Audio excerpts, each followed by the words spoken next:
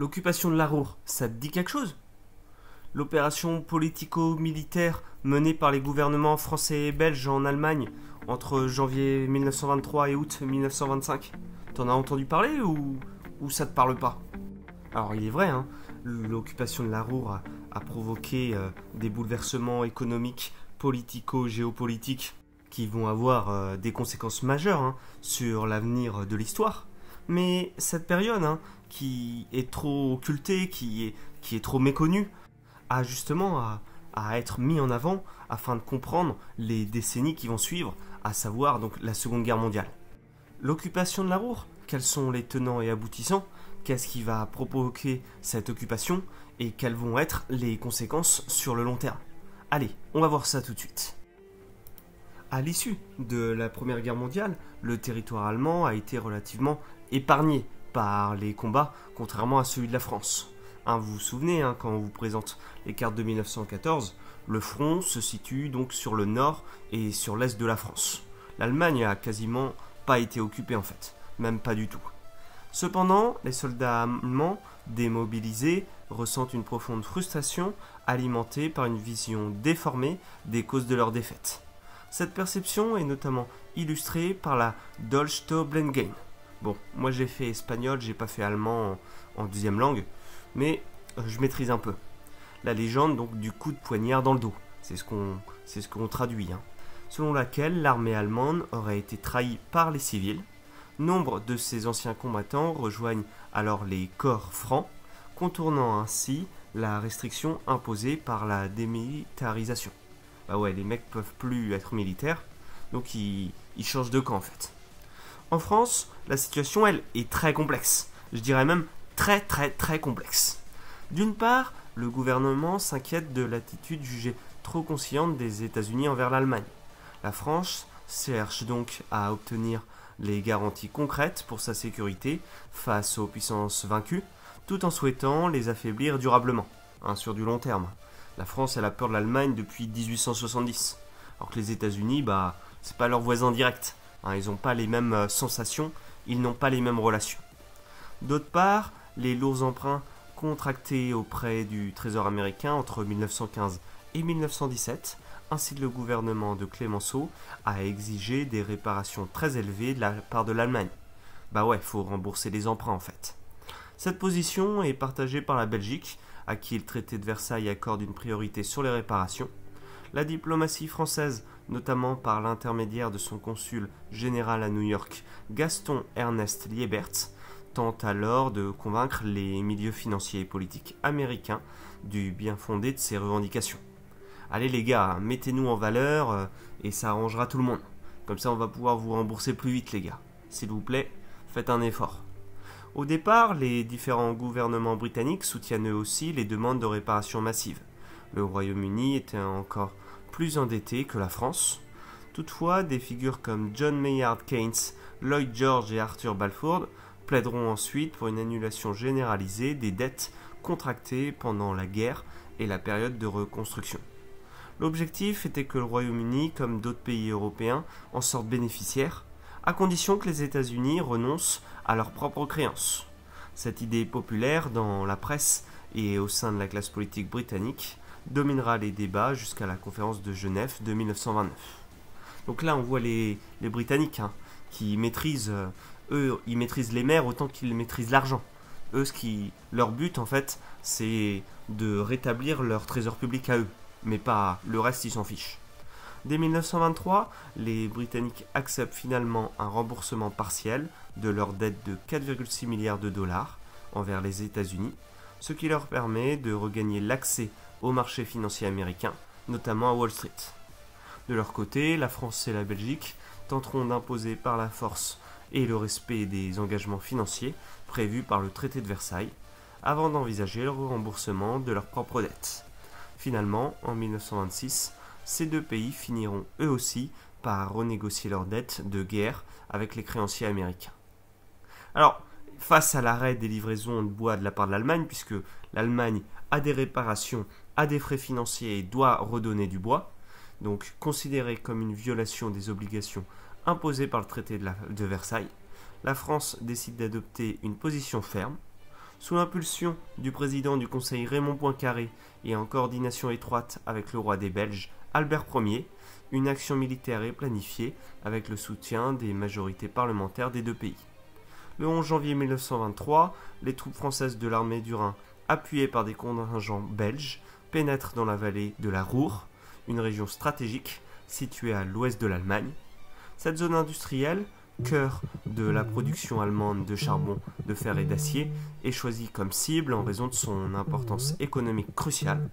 L'objectif de cette occupation est clair: contraindre l'Allemagne à honorer ses engagements en matière de réparation de guerre, en s'appropriant de facto une partie de sa richesse productive.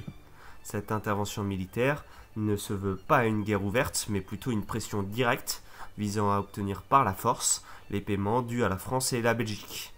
Elle marque une escalade dans les tensions post-versaillaises et reflète la détermination de Paris à ne plus tolérer les retards et manquements répétés de l'Allemagne dans l'exécution des clauses du traité.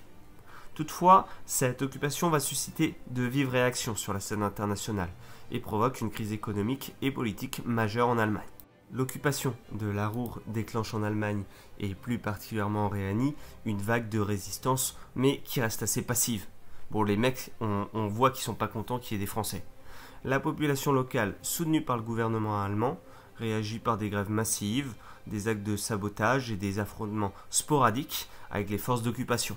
Bah ouais, ça les agace, on va rester courtois, hein. Ou allez, là je me lâche, ça les fait chier totalement, hein, d'avoir à amener de l'argent, du bois en France. Leur but, c'est de travailler pour eux-mêmes, pour leur famille, pour leur pays, quoi. Donc les mecs sont vénères.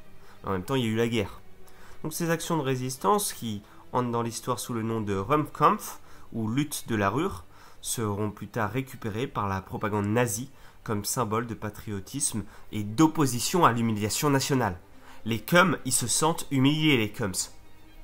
Confronté à un effondrement économique sans précédent, le chancelier Gustav Stresemann décide en septembre 1923 de mettre un terme à cette politique de résistance passive.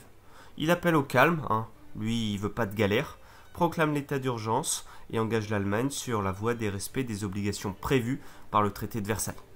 Bon, vous voyez, hein, il y a une différence entre les personnes qui font des traités, hein, les personnes qui sont en haut, et les personnes qui sont en bas qui subissent. C'est pareil pour la guerre 14-18 en fait. Les personnes qui sont en haut se connaissent et se font la guerre. Les personnes qui sont en bas se connaissent pas mais s'entretuent. Là c'est pareil. Donc il y a des directions qui sont prises au-dessus qui ne conviennent pas du tout aux populations. Cette décision vise à stabiliser la situation intérieure alors que le pays est plongé dans une hyperinflation catastrophique. La monnaie perd toute sa valeur, les prix s'envolent. En quelques mois, le dollar américain passe de 17 000 marks en janvier à plus de 4 000 milliards de marks en décembre 1923. Il y a l'économie également qui est totalement paralysée, les usines tournent au ralenti, la population souffre de la faim et des millions d'Allemands basculent dans la misère. Oh ouais, là c'est la galère totale. On va dire, les problèmes s'enchaînent à vitesse grand V. Et des fois tu te poses la question, hein, comment se fait-il qu'il n'y ait pas eu une guerre qui se soit redéclenchée directement après, tellement les gens vivaient dans la misère, tellement il y a eu une inflation qui a été explosive, c'est impressionnant. Sur le plan politique, cette instabilité alimente les tensions, le climat social explosif débouche sur des manifestations violentes, des émeutes et même une tentative de renversement du pouvoir. En novembre 23, Adolf Hitler, le général Ludendorff orchestre le putsch de la brasserie, donc les deux ensemble à Munich, une tentative de coup d'État contre la République de Weimar. Parallèlement, les troupes belges sont la cible d'attentats révélant l'intensité du ressentiment. Les mecs se détestent en fait. Ils habitent à côté mais se détestent. C'est un peu comme certains entre voisins. Voilà. Dans ce contexte chaotique, certains groupes régionalistes rhénans proclament en octobre 1923 une éphémère République rhénane à Aix-la-Chapelle. Cette tentative de sécession, bien que vue d'un bon œil par certains cercles franco-belges, désireux d'affaiblir durablement l'Allemagne, ne suscite aucun véritable soutien populaire en fait. Pour la majorité des Allemands, cette initiative apparaît comme une manœuvre inspirée, voire manipulée par des puissances étrangères, et elle est rapidement abandonnée. Bon, les Allemands, ils pètent pas la forme. mais ils ont l'impression qu'ils sont totalement bouffés par les puissances étrangères, un petit peu comme la Chine à la fin du 19e siècle. Tout le monde se partage la Chine, là, tout le monde se partage l'Allemagne. L'Allemagne est en PLS, je vous le dis clairement. En France, l'occupation de la Ruhr ne fait pas l'unanimité. Le Parti communiste français, alors en pleine ascension, s'y oppose vigoureusement. Il diffuse une propagande pacifiste et antimilitariste, dénonçant l'intervention armée comme une politique impérialiste. Plusieurs des dirigeants, parmi lesquels Marcel Cachin, Gabriel Péry, Georges Marane et Gaston Monmosso, sont poursuivis pour atteinte à la sûreté intérieure et extérieure de l'État, et écroulés pendant plusieurs mois. Sur le plan international, l'offensive franco-belge suscite un mouvement de sympathie pour l'Allemagne, perçue comme une victime d'un acharnement inutile. Cependant, ce regain de compassion, il n'y a aucune puissance étrangère qui prend l'initiative de remettre en question le traité, donc bien sûr le traité de Versailles. La volonté d'éviter de nouvelles tensions en Europe l'emporte et aucune action diplomatique d'envergure n'est entreprise. Sur le terrain économique, l'occupation provoque aussi des effets indésirables du côté français. En Lorraine, région sidérurgique, stratégique, l'industrie du fer et de l'acier dépend largement des importations de produits en provenance d'Allemagne. La pénurie de combustible est liée à la crise de la Ruhr, entraîne l'arrêt progressif de hauts fourneaux. Dès janvier 1922, la moitié d'entre eux est HS, hors service, à pas confondre avec HS hors sujet bien sûr. Bien que la situation s'améliore légèrement à l'été, la chute vertigineuse du marque allemand empêche les industries françaises d'écouler leurs stocks à l'export, provoquant un effondrement des prix et une accumulation des pertes. Entre janvier et mars 23, il y a les livraisons de produits qui s'effondrent à nouveau. Le nombre de hauts fourneaux en activité passe de 40 à seulement 13. En mai, alors que l'État espérait 20 000 tonnes de coques par jour, seules 165 000 tonnes sont livrées en un mois. Paradoxalement, il y a des grèves allemandes et le chaos économique affaiblissent également les élites industrielles d'outre-Rhin. Les mecs sont vénères. Les grandes figures de la sidérurgie allemande, comme Hugo Steen et Gustav Krupp, qui n'avaient jusqu'alors incarné le nationalisme économique et soutenu la résistance passive, voient leur influence s'effondrer en 1923.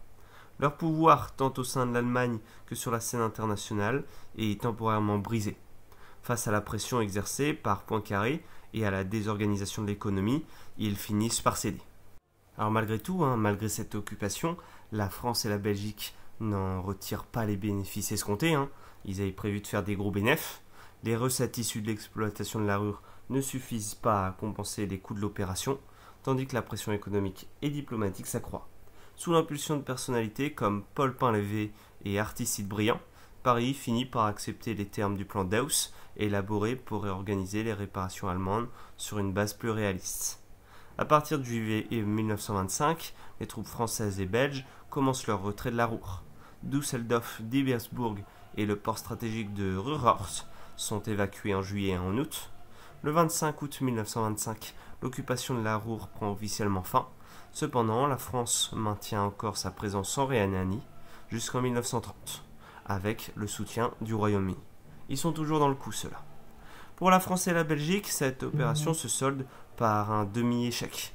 Elle relève l'isolement diplomatique de la France, dont les alliés refusent de soutenir une action unilatérale contre l'Allemagne. Ce manque de solidarité internationale préfigure une attitude similaire face aux provocations futures, comme lors de la remilitarisation de la Rhénanie par Hitler en 1936. C'est un acte de violation directe du traité de Versailles, resté sans réaction des signataires du traité.